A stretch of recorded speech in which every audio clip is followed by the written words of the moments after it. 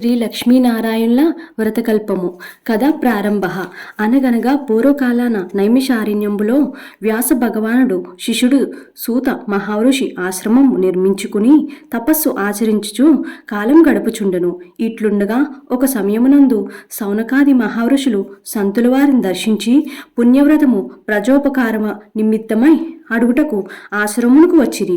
వారిని సూతమహామును చూచి వారిని ఉచిత ఆసనంపై కూర్చుండబెట్టి మీరు వచ్చిన కారణం ఏమిటి అని అడుగగా సౌనకాదులు ఇట్లు అనిరి, స్వామి, సర్వజనులకు సర్వ సౌభాగ్య సుఖములు కలుగునట్లు ఒక వ్రతమును నాకు చెప్పవలనని అడుగగా సూతమహాముని, పురుషులారా, ఇహపర సుఖములు కలిగి మానవులకు పుత్ర పౌత్రాది ధనధాన్య సంపదలు కలిగి చేయు ఒక వ్రతమును చెప్పెదను వినండి అని చెప్పడం ప్రారంభించెను. ఓ పురుషులారా, నే చెప్పేది ఈ వ్రతము వినండి. కాశీపట్టణమందు కామేశ్వర శర్మ అనే బ్రాహ్మణుడు అష్టైశ్వర్యములు కోల్పోయి సంచరించుచుండెను.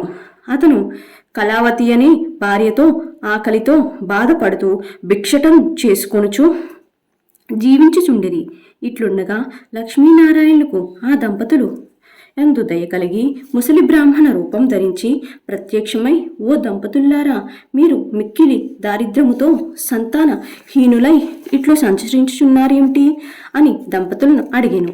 అంతా ఆ దంపతులు, మా పాపములు తొలగిపోయే ఏదైనా వ్రతము ఉపదేశించండి అని సాష్టాంగ నమస్కారం చేసిరి.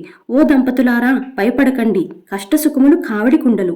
మీ పాపములు పోవుటకు సంతానం అష్టైశ్వర్యంలో సమకూర్చే లక్ష్మీనారాయణ వ్రతం బోధించదును. శ్రద్ధ భక్తులతో మీ గృహం నందు ఆచరించండి. ఆ వ్రత విధానము ఎట్లు అనగా, మీరు ఉదయం నందు స్నానం చేసి మీ గృహమును ఆవు పేడతో శుద్ధి చేసి ముగ్గులు పెట్టి ఈశాన్య దిశ గదిలో పీఠము వేసి అందు తులసి, ఉసిరి, పదరికలను స్థాపించి పుష్పములతో పూజించి ధూపదీప నైవేద్యములను సమర్పించి లక్ష్మీనారాయణను పూజించి చూడవచ్చిన వారికి ప్రసాదము పెట్టి తాను కూడా ప్రసాదం తినవలను. మీ భక్తికి మెచ్చి ఆ లక్ష్మీనారాయణులు మీకు అష్టైశ్వర్యములు పుత్ర పౌత్రాదులు ఇస్తారు అని చెప్పిరి. అంతా దంపతులు ఈ వ్రతము ఏ మాసంలో చేయవలనో చెప్పమని కోరిరి. ఇది కార్తీక మాసంలో శుక్రవారమునందు పూజింపవలను. శక్తి కొలది ఒక వారము గాని 4 వారములు గాని పూజించినా మీకు అష్టైశ్వర్యములు కలిగి సుఖంగా ఉందురు. ఈ వ్రతము ఈ ప్రకారం ఎవరు చేస్తారో వారు విష్ణు సాయుధ్యమును పొందుదురు అని చెప్పి అంతరార్థమైంది.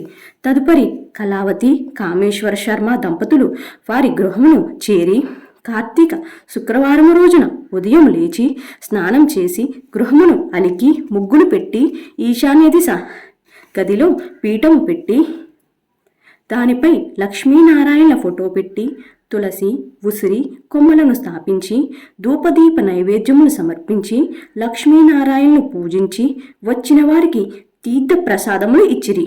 వారిని ఆనందింపచేసిరి.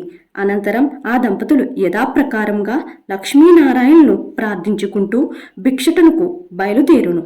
అలా వెళ్చుండగా కొంత దూరం వెళ్ళేసరికి వారి భక్తికి మెచ్చి దారిలో బంగారు నాణములతో నిండి ఉన్న బిందెను కనబరిచెను.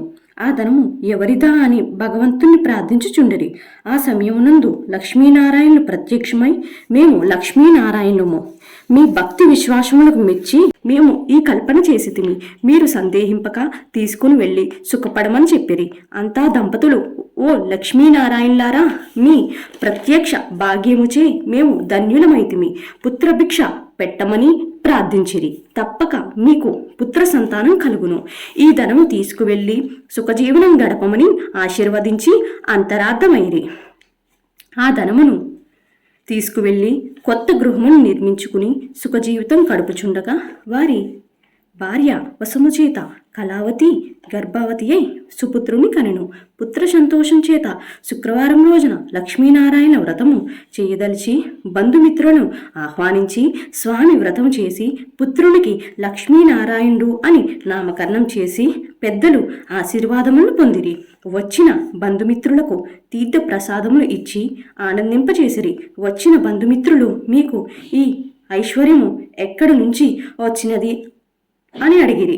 దానికి ఆ దంపతులు, మేము భక్తి శ్రద్ధలతో ప్రతి శుక్రవారము ఈ వ్రతము చేయుటచే మాకు ఈ ఐశ్వర్యం కలిగినది అని చెప్పిరి. బంధువులు సంతోషించి వారిని దీవించి వారి ఇల్లులకు వెళ్ళి వారు కూడా ప్రతి శుక్రవారం పూజలు చేసిరి. సిరి సంపదలతో తొలుతూగుతూ ఉండిరి. కావున సౌనకాది మహామునులారా, ఈ వ్రతము భక్తి శ్రద్ధలతో అన్ని జాతుల వారు చేయవచ్చును. అట్లు చేసిన ఎడ్ల సర్వ సంపదలు కలిగి సుఖంగా ఉందురు. మరియు ఈ వ్రతమును శక్తి ఉన్నవారు ప్రతి శుక్రవారమును, శక్తి లేనివారు ఒక శుక్రవారమైనా చేసినట్లయినా ఆ లక్ష్మీనారాయణుల అనుగ్రహం తప్పక కలుగుతుంది.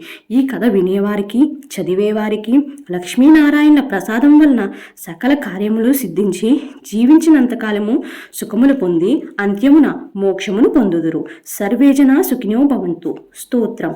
శాంతాకారం భుజగశయనం పద్మనాభం సురేశం విశ్వాకారం గగనసృజ్యం మేఘవర్ణం శుభాంగం లక్ష్మీకాంతం కమలనయనం హోగి హృద్యానగమ్యం వందే విష్ణుం భవభయహరం సర్వలోకైకనాథం.